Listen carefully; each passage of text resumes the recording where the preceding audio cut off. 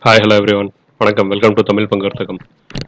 So இந்த week open ஆயிடுச்சு. So நாளைக்கான நிஃப்டி பேங்க் நிஃப்டி அப்டேட் பற்றி தான் இந்த வீடியோவில் பார்க்க போகிறோம். So nifty bank nifty sensex மூணுக்குமான அப்டேட் இப்போ பார்த்துருவோம். ஸோ இன்ட்ராடே டைம் ஃப்ரேமில் ஓவராலாக பார்த்தீங்கன்னா மார்க்கெட் வந்து வீக்லி டைம் ஃப்ரேமில் இருக்குது. இப்போ வீக்லியில் வந்து மேஜராக ஒரு ட்ரெண்ட் லைன் வந்து இந்த ட்ரெண்ட் லைனும் ஒரு சேனலுக்குள்ள மார்க்கெட் போயிட்டு இருக்குன்னு சொல்லிட்டு இருந்தோம். ஸோ அந்த சேனலில் ஒரு மைனர் ட்ரெண்ட் லைன் ஒன்று ஃபார்ம் ஆகி இன்சைடு சேனலாக மார்க்கெட் வந்து ஒரு கிட்டத்தட்ட பார்த்தீங்கன்னா ஒரு 2 to 3 month வந்து இன்சைடு சேனலாக மார்க்கெட் வந்து ட்ரேட் ஆகிட்டு இருந்தது. எப்போ இருந்து அப்படின்னு சொல்லி பார்த்தீங்கன்னா கிட்டத்தட்ட டிசம்பர்லேருந்து இப்போ மார்ச் வரைக்கும் வந்து இந்த இன்சைடு சேனலுக்குள்ள தான் மார்க்கெட் ட்ரேட் ஆயிருக்கு. அந்த இன்சைடு சேனலாக போன வீக் வந்து பிரேக் அவுட் பண்ணியாச்சு. ஸோ இந்த வீக் பார்த்தீங்கன்னா இன்சைடு சேனலை பிரேக் அவுட் பண்ணதில் மார்க்கெட் வந்து இன்னும் வந்து ஃபால் கொடுக்கல. ஸோ ஃபால் கொடுக்காம இந்த இடத்துல வந்து திருப்பி அந்த கேண்டலோட இன்சைடில் தான் இந்த வீக் வந்து ஓப்பன் ஆயிருக்கு. ஸோ இந்த இடத்துல ஒரு சப்போர்ட் எடுக்கலாம் அப்படின்னு சொல்லி ஆல்ரெடி நம்ம ப்ரெடிக்ட் பண்ணியிருந்தோம். ஏன் அப்படின்னா இந்த இன்சைடு சேனலோட ட்ரெண்ட் லைனோட பாட்டமில் தான் மார்க்கெட் வந்து நின்றுட்டு இருக்கு. ஸோ ஒருவேளை இந்த ட்ரெண்ட் லைனை உடச்சு மார்க்கெட் கீழே க்ளோஸ் வச்சது அப்படின்னா கண்டிப்பாக நெக்ஸ்ட் லெவல் டார்கெட் அப்படின்னு பார்க்கும்போது 21,000 மார்க்கெட் வரும் அப்படின்னு சொல்லி ஆல்ரெடி சொல்லியிருந்தோம். ஸோ அதே மாதிரி பார்த்தீங்கன்னா இன்னைக்கு ரெட் கேண்டில் தான் வச்சிருக்காங்க. ஸோ வச்ச ரெட் கேண்டில் வந்து ஓவராலாக வந்து ஒரு கீழே ஒரு ஃபால் கொடுத்துட்டு மறுபடியும் வந்து ஒரு மேலே பிரேக் பண்ணி ட்ரெண்ட் லைனோட பாட்டமில் தான் வந்து க்ளோஸ் கொடுத்துருக்காங்க. ஸோ இந்த வீக்கோட க்ளோசிங் முடியும் போது இந்த கேண்டில் எப்படி முடியுது அப்படின்றத செக் பண்ணிடலாம். ஸோ இப்போ பார்த்தீங்கன்னா ஓவராலாக பார்த்தீங்கன்னா இந்த இன்சைடு சேனலோட பாட்டம் ட்ரெண்ட் லைன் சப்போர்ட்டில் தான் மார்க்கெட் வந்து இப்போ நின்றுட்டு இருக்கு. ஸோ இந்த வீக் முடிஞ்சதுக்கப்புறம் மார்க்கெட் எப்படி இருக்குது அப்படின்னு சொல்லி பார்க்கலாம். ஸோ இப்போ பார்த்தீங்கன்னா மார்க்கெட் வந்து டவுன் சைடா இல்லை அப் சைடு போகுமா அப்படின்றத பார்த்தோம்னா ஓவராலாக இது ஒரு பெரிய ரெட் கேண்டில் சப்போர்ட்டில் வந்து நிற்கிறதுனால ஸோ இது வந்து ஒரு மைனர் லெவல் சப்போர்ட் தான், மேஜர் லெவல் சப்போர்ட் கிடையாது. அதனால இது எப்போ வேணாலும் உடைக்கிறதுக்கான ஆப்பர்ச்சுனிட்டி இருக்கு. ஸோ ஒருவேளை இது வந்து மார்க்கெட் உடச்சது அப்படின்னா நெக்ஸ்ட் லெவல் டார்கெட் 21,000 வரதுக்கான ஆப்பர்ச்சுனிட்டி இருக்கு. ஸோ நாளைக்கு பார்த்தீங்கன்னா இன்ட்ராடேல இன்னைக்கு கேண்டில் க்ளோசிங் பார்ப்போம். ஸோ இன்னைக்கு கேண்டில் க்ளோசிங் அப்படின்னு பார்க்குறப்போ சும்மா ஒரு சின்ன ஸ்பின்னிங் டாப் மாதிரி தான் வச்சிருக்காங்க இந்த இடத்துல. ஸோ ஒருவேளை ஸ்பின்னிங் டாப்பாக ஃபார்மேஷன் ஆகி நாளைக்கு கிரீன் கேண்டில் ஒருவேளை இதுக்கு மேலே க்ளோஸ் கொடுத்துருச்சு அப்படின்னா மறுபடியும் இந்த இடத்துல இருந்து மார்க்கெட் பை ட்ரெண்ட் போகிறதுக்கான ஆப்பர்ச்சுனிட்டி இருக்கும். ஸோ பை ட்ரெண்ட் போகணும்னா ஒன்ஸ் அகைன் நல்லா பை ட்ரெண்ட் போகணும்னா இந்த ட்ரெண்ட் லைன் வந்து ப்ரீவியஸாக மார்க்கெட் பிரேக் பண்ணணும். ஸோ இந்த ட்ரெண்ட் லைன் வந்து மார்க்கெட் ஓவராலாக பிரேக் பண்ணும்போது திருப்பி நெக்ஸ்ட் லெவல் டார்கெட் அப்படின்னு பார்க்கும்போது 23,000 போகிறதுக்கான ஆப்பர்ச்சுனிட்டி ரொம்பவே ஜாஸ்தி. ஸோ மறுபடியும் பிரேக் அவுட் ஆகி மார்க்கெட் மேலே போகும்போது 23,000க்கு வந்து இந்த சேனலோட டாப் வரைக்கும் மறுபடியும் மார்க்கெட் மேலே போகும். ஸோ அதே மாதிரி பார்த்தீங்கன்னா இந்த இடத்துல இன்னைக்கு ஸ்பின்னிங் டாப் கொடுத்துருக்காங்க. நாளைக்கு கேண்டில் ஒருவேளை கிரீன் கேண்டிலாக க்ளோஸ் கொடுத்தாங்கன்னா இங்கேருந்து பையிங் ஸ்டார்ட் ஆகிறதுக்கான ஆப்பர்ச்சுனிட்டி இருக்குது. ஸோ ஓவரால் பையிங் போகிறோம் அப்படின்னா கண்டிப்பாக 22,433 மேலே வந்து பையிங் எடுப்போம்.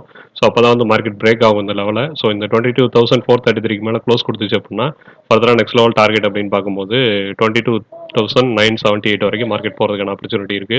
ஸோ நாளைக்கு பார்த்தீங்கன்னா ஃபர்ஸ்ட் லெவல் சப்போர்ட் அப்படின்னு சொல்லி பார்க்கும்போது 22,000 அப்படின்றது 22,071 அப்படின்றது ஃபர்ஸ்ட் லெவல் சப்போர்ட்டாக இருக்கும்.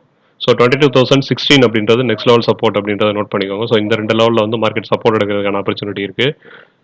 ஸோ லோவர் டைம் ஃப்ரேமில் பார்த்துடலாம். So 5 minutes time frame. 5 minutesல பார்த்தீங்கன்னா கிளியராக தெரியும் கொஞ்சம்.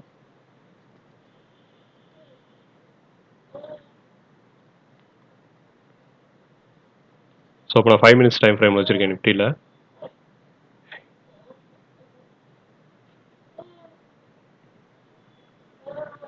ஸோ நிஃப்டியில் பார்த்தீங்கன்னா இங்கே ஒரு டபிள்யூ பேட்டர்ன் மாதிரி ஃபார்ம் பண்ணியிருக்காங்க. ஸோ அந்த டபிள்யூ பேட்டர்ன் எப்படி இருக்குது அப்படின்றத ஃபஸ்ட்டு பார்க்கலாம்.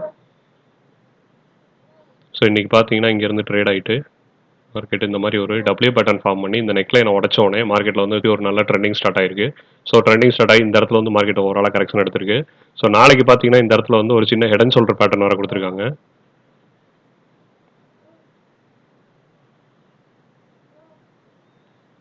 ஸோ ஒரு சின்ன ஹெட் அண்ட் ஷோல்டர் பேட்டர்ன் கொடுத்துருக்காங்க இந்த இடத்துல. ஸோ அந்த head and shoulder pattern break out ஆச்சு அப்படின்னா நெக்ஸ்ட் லெவல் டார்கெட் அப்படின்னு பார்க்கும்போது 22,257 அப்படின்றது நிஃப்டிக்கான ஃபர்ஸ்ட் லெவல் டார்கெட் ஆகும். 22,342 அப்படின்றது நிஃப்டிக்கான நெக்ஸ்ட் லெவல் டார்கெட்டாகவும் நான் கொடுத்துருக்கேன். ஸோ இது ரெண்டும் வந்து ரெசிஸ்டன்ஸாக இருக்கும் நாளைக்கு. ஸோ ஃபர்ஸ்ட் லெவல் ரெசிஸ்டன்ஸ் அப்படின்னு பார்க்கும்போது 22,257. ஸோ நெக்ஸ்ட் லெவல் ரெசிஸ்டன்ஸ் அப்படின்னு பார்க்கும்போது 22,342. இது எப்போ நடக்கும் அப்படின்னு சொல்லி கேட்டிங்கன்னா ப்ரீவியஸாக இன்னைக்கு கொடுத்துருக்க அந்த ட்ரெண்ட் லைனோட சப்போர்ட்டை வந்து ரெசிஸ்டன்ஸை வந்து பிரேக் பண்ணணும். ஸோ எப்போ அப்படின்னு சொல்லி பார்த்தீங்கன்னா 22,167 மேலே நாளைக்கு மார்க்கெட் ஓப்பன் ஆச்சு அப்படின்னா இந்த ரெண்டு டார்கெட் அச்சீவ் பண்ணுறதுக்கான ஆப்பர்ச்சுனிட்டி இருக்குது. ஸோ சப்போர்ட் அப்படின்னு சொல்லி பார்க்கும்போது மார்க்கெட் திருப்பி இந்த சேனலுக்குள்ளே ஓப்பன் ஆச்சு அப்படின்னா மறுபடியும் இந்த இடத்துல ரெசிஸ்டன்ஸ் எடுக்கும் 22,156. ஸோ அந்த 156 மார்க்கெட் ஓப்பன் ஆகி இங்கேருந்து ரெசிஸ்டன்ஸாக ஃபார்ம் ஆச்சுன்னா நெக்ஸ்ட் லெவல் சப்போர்ட் அப்படின்னு சொல்லி பார்க்கும்போது 22,071. அது கீழே இருக்க சப்போர்ட் அப்படின்னு பார்த்தீங்கன்னா 22,016. அதாவது 22,000 first levels second level support ஆகும். 22,071 அப்படின்றது ஃபர்ஸ்ட் லெவல் சப்போர்ட்டாகவும் ரியாக்ட் பண்ணும். ஸோ இதான் வந்து நிஃப்டிக்கான நாளைக்கான support resistance level. So next one bank nifty.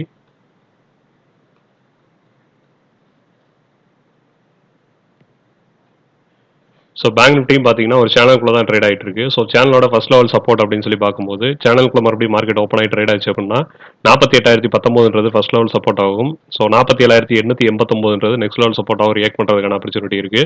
So resistance அப்படின்னு பார்க்கும்போது இந்த சேனலை மார்க்கெட் பிரேக் பண்ணிச்சுன்னா ஃபர்ஸ்ட் லெவல் ரெசிஸ்டன்ஸ் அப்படின்னு பார்க்கும்போது 48,203. அதுக்கடுத்து மேலே இருக்க ரெசிஸ்டன்ஸ் அப்படின்னு பார்க்கும்போது 48,384. ஸோ அதுக்கு மேலே இருக்க ஓவரால் ரெசிஸ்டன்ஸ் அப்படின்னு பார்க்கும்போது 48,522. ஸோ இந்த 3 லெவலில் வந்து மார்க்கெட் நாளைக்கு ஒருவேளை அந்த சேனலை பிரேக் பண்ணி மேலே ஓப்பன் ஆச்சு அப்படின்னா இந்த 3 லெவலில் வந்து மார்க்கெட்டில் ரெசிஸ்டன்ஸாக ரியாக்ட் ஆகும். ஸோ அதுக்கு மேலே மார்க்கெட் போகும்போது ஓவரால் ரெசிஸ்டன்ஸ் அப்படின்னு பார்க்கும்போது 48,680ன்றது ஓவரால் ரெசிஸ்டன்ஸாக மார்க்கெட்டில் ரியாக்ட் ஆகிறதுக்கான ஆப்பர்ச்சுனிட்டி இருக்குது. So next one sensex.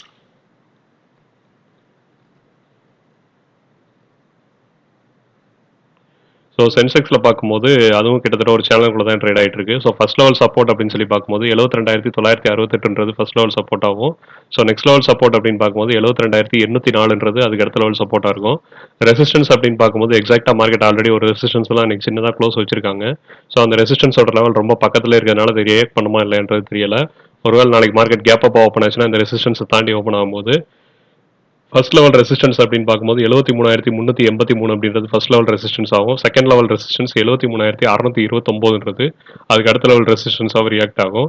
So அதை தாண்டி மார்க்கெட் மேலே போச்சு அப்படின்னா கண்டிப்பாக இதுக்கு அடுத்த ரெசிஸ்டன்ஸ் அப்படின்னு பார்க்கும்போது 73,793ன்றது அதுக்கு அடுத்த லெவல் ரெசிஸ்டன்ஸாக ரியாக்ட் ஆகும். ஸோ வாட்ச் பண்ணி ட்ரேட் பண்ணுங்க. ஓவரால் சென்செக்ஸ் வந்து பிரேக் அவுட் ஆயிடுச்சு. ஒருவேளை நாளைக்கு மூவ்மெண்ட் பிரேக் அவுட் கொடுத்தாங்க அப்படின்னா ஒரு நல்ல அப் ட்ரெண்ட் இது வரைக்குமான டார்கெட் வரதுக்கான ஆப்பர்ச்சுனிட்டி ரொம்பவே ஜாஸ்தி. ஸோ அதுக்கு மேலே மார்க்கெட் போச்சுன்னா இந்த லெவல் வரைக்கும் மார்க்கெட் போகும். ஸோ இவ்வளோ பெரிய மூவ்மெண்ட் ஒரே நாளில் கொடுப்பாங்களான்னு தெரியாது.